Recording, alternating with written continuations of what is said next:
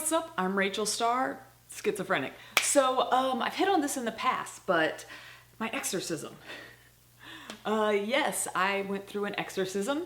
I've kind of touched on it lightly, but I've never really gotten into it. One of the main reasons I haven't really explored it in detail in my videos, I have like written some stuff on social media about it, is because of everything that I've ever went through. The electroconvulsive therapy, you know, having to relearn how to read and write, going through all these different medication changes, having horrible hallucinations, just being completely out of my mind, having people, you know, prey on me because of my schizophrenia, different things like that. I kind of like, none of that stuff bothers me. But the only thing that's ever bothered me really is the exorcism. Because looking back, that is the only thing that I'm just kind of like, why? Why did they do that? Which we'll get into. So what happened was when I was 17 years old, I went to a Christian school type thing. It was called an internship, but it really wasn't.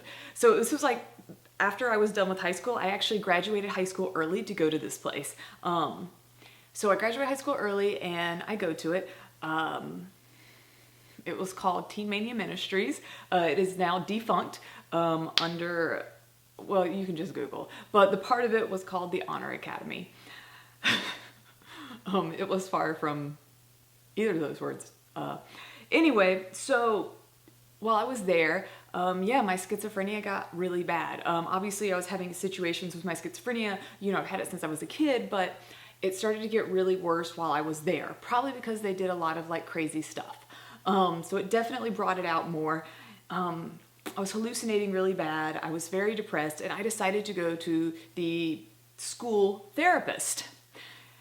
And at first it was fine. Like he actually put me on Zoloft and stuff. So I guess he was like a real doctor. And that didn't help anything though. So things continue to get worse, you know, and I'm telling about, you know, I started opening about my hallucinations and what was going on. And he was like, you know what, I can't help you anymore. I think you're demon possessed. This goes back to why I said I guess he was a real doctor. So he put me with someone else who was part of the academy. And it was this woman, and I had to go and I had to meet with her. And like she worked for the place, kind of. I never really fully understood what her, like I knew she was married to a guy who definitely worked for the place, but I'm not really sure if they were even paying her. Like I don't really grasp her. But I had to sit down and meet with her.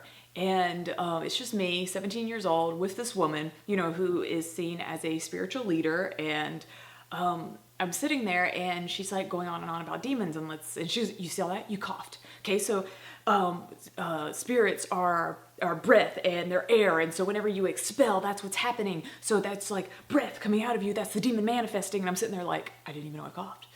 And it's, you know, I didn't know what to do. And I was scared, and she's like, you know what, you need to have an exorcism.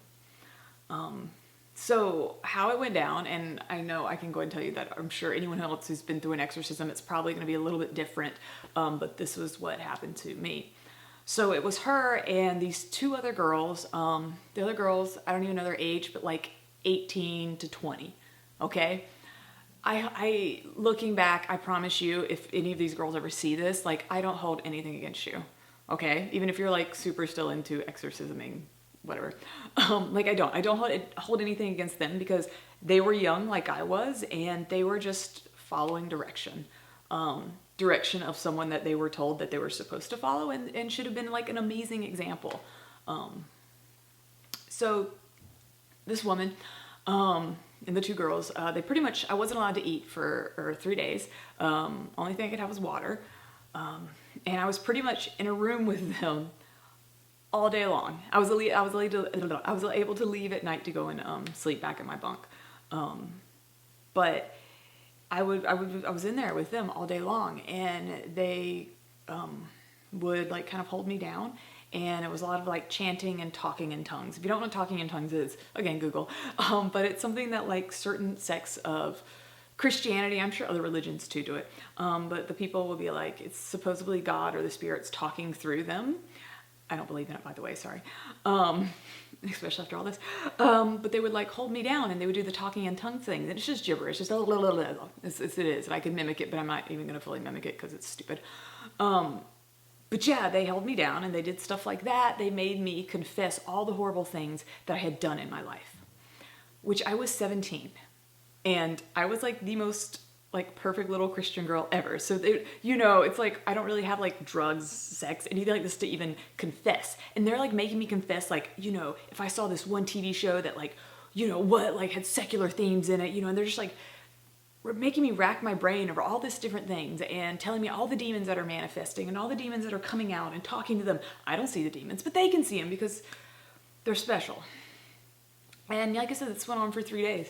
At the end of 3 days, they said they were successful and they had expelled all the demons.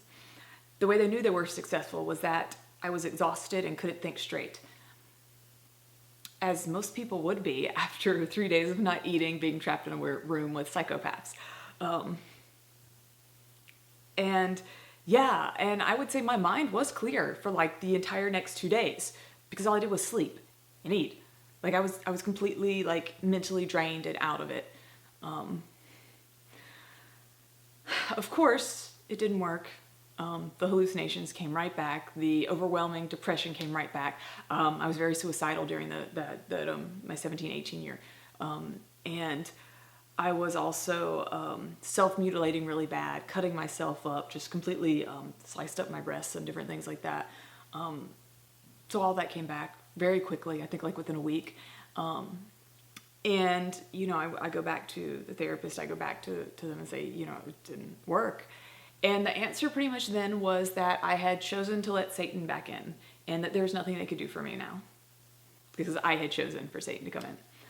And it's just kind of like, that was also really hard for me, you know, to be told that by these people and pretty much just rejected. Yeah. So why?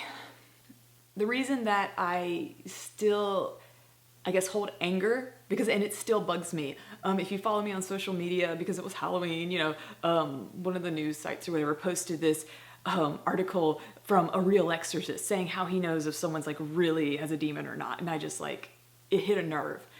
Because it really hit a nerve. Because I'll be honest, anyone who's doing an exorcism on someone, it's that person has a mental disorder. Like that's it. They have a mental disorder and they need help and they don't need to be starved, held down, whatever other crazy thing, chanted at, prayed over. They don't need any of those things. They need help. Okay? And you are just hurting them and you're making their hallucinations a lot worse. Okay? You are. And I know there's always going to be people, well, Rachel, you don't know everything. No, I'm telling you. Okay? As someone who's been there, I'm telling you. I would go through ECT and have to relearn how to read and write every single year, okay, than ever be put through what those people put me through. All right, the things that they get inside your head and they tell you, and just the horrible things. And obviously, they really couldn't do it to me now. Like it couldn't happen now, honestly. But at 17, yeah, because I didn't know at that time that I had schizophrenia. I probably didn't really know what that was other than from movies that I probably had to confess about seeing. So back to the why. So this woman, and by the way, she's like at the time doing this, she is 8 months pregnant or something, like super big pregnancy. And she's given up 3 days of her life. I don't know if she had other kids, but she was super pregnant, married to another guy there. So she's given up 3 days of her life to do this. You know, I wasn't paying her anything. I don't know if she really worked for the school or not. And dear God, if they were paying her to do this, Lord. So why? Why do this? And the only answer I can ever come up with is power. Power to feel that you have a little gold star on your head from Jesus. Power that you have, you know, some sort of like power that other people don't around you.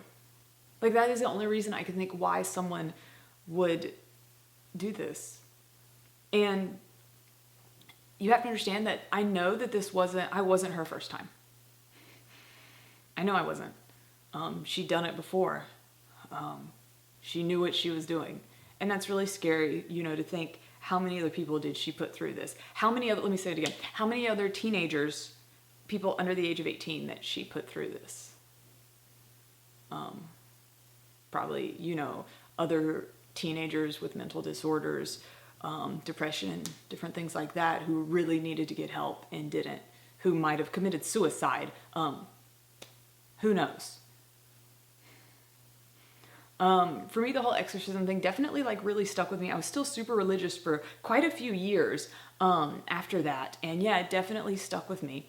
You know, the ideas that just didn't kind of go away, that Satan was an enemy. Because I honestly, well, I don't even think I fully ever believed her when she said she saw demons manifesting.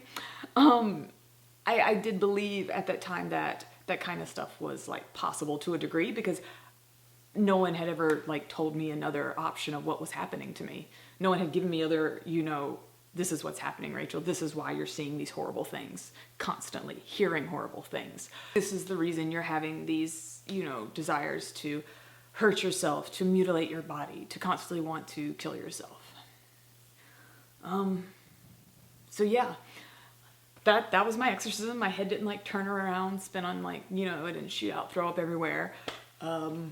They didn't like beat me or anything, just a lot of touching, kind of holding me down. I was never tied up or anything, never tied to a bed. It was like a room with like some chairs in it, like that was it.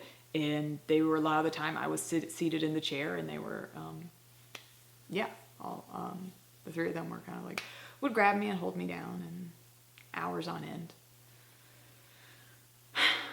So yeah, that's my story. That's what happened to me. That was what happened with the exorcism. If you are out there and you have been through a similar thing, I know, and I know it's definitely something that's going to take a while to get over. And you're probably like me, and you're probably looking back thinking, why? Why did they do this?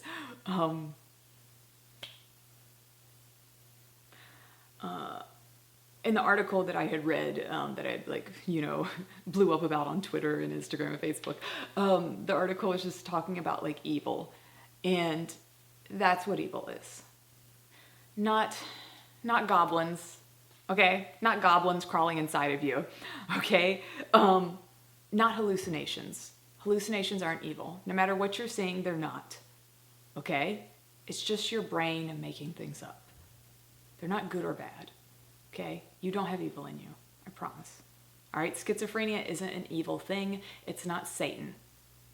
Okay? It's just a mental disorder, and all a disorder is your brain out of order.